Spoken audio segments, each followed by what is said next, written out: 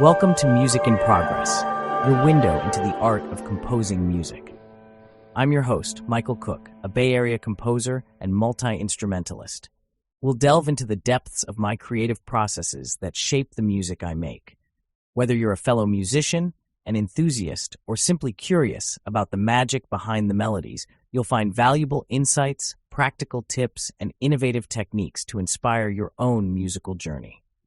Moving music from Finale to Dorico. Lately, I've had limited time to work on new compositions, so I decided to focus on something equally necessary, migrating my works from Finale to Dorico. I thought starting with some older, smaller ensemble pieces from my To Prelude piece collection would be straightforward, but it turned out to be more complicated than expected. The challenges of migration.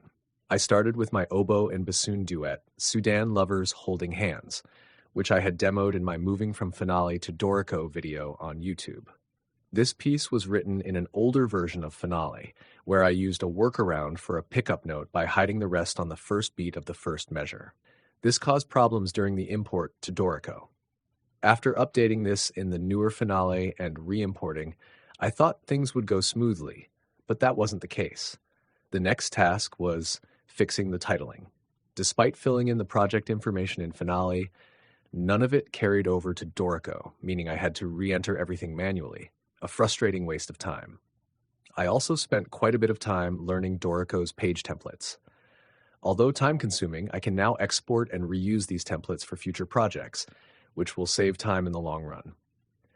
One major frustration, however, was the overlap of text boxes, which made it tricky to adjust the layout without accidentally selecting the wrong element. After sorting out the layout, I realized that some of the rhythms weren't notated as I had originally written, particularly in the meter changes between 3+2 + 2/8, 7/8, and 2+3 + 2/8, 7/8. I had to carefully go through the piece and correct several measures. After some effort, I managed to salvage the piece. It may not be publication ready just yet, but it's close. Tackling Celebration Dance. Next, I moved on to Celebration Dance, which has two versions, one for string trio and another for woodwinds. The initial import into Dorico was a mess, with overlapping staves and awkward system breaks. After some advice from the Dorico forums, I disabled system and frame breaks, which helped, but the layout remained cramped.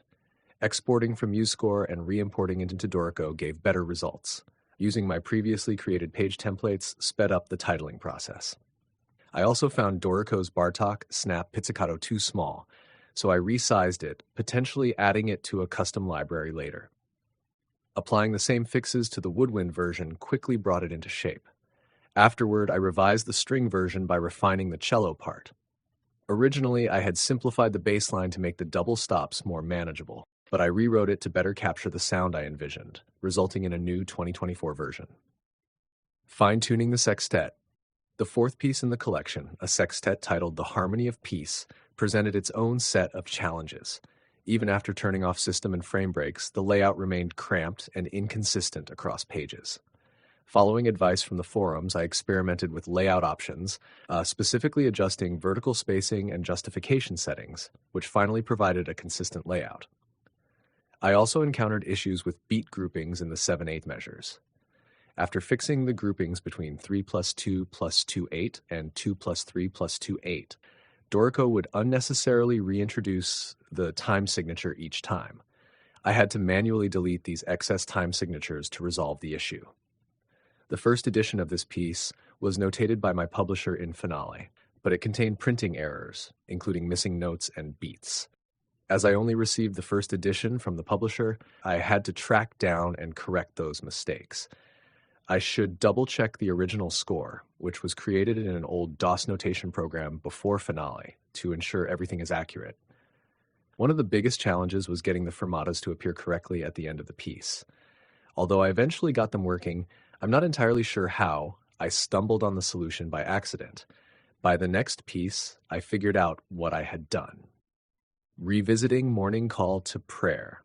Finally, I tackled the solo trombone piece Morning Call to Prayer, knowing it would be tricky due to the microtones and my desire to restore the original box notation that my publisher had changed. The import from Finale was rough, with old custom glissando notations causing issues. After removing these, things started to look better. One annoyance with Dorico is that elements only appear correctly in engrave mode, whereas in galley view in write mode, they are misaligned above the staff, which was frustrating. One of the biggest challenges was getting the fermatas to appear properly. After a lot of trial and error, I discovered that Dorico doesn't allow a breath mark and a fermata on the same note, unlike Finale. After deleting the breath mark, the fermata appeared, and I used the rhythmic grid to re-add the breath mark on the last 16th note space. Problem solved. Restoring the microtones was another challenge. I followed the manual but still couldn't get them to appear. After consulting the forums, I learned that the tonality system must be set before inputting the atonal key signature. Once I did this, the microtones worked, though I still think it would be more intuitive to add microtones directly as accidentals. Maybe this method supports some hybrid key signature with microtones, though I've never seen that in practice.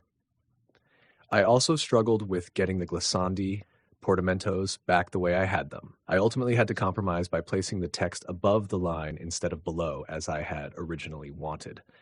Despite these frustrations, I'm glad to have saved the piece, though I still plan to rework it into its original box notation version later on. The journey continues. This process of transferring my music from Finale to Dorico has been more challenging than expected. I've now saved 4 compositions, but many more await. It's a long road, but I'm relieved to know that these pieces are being revived, updated, and prepared for future performances. There's still much to do, but I'm ready to take it on, one score at a time.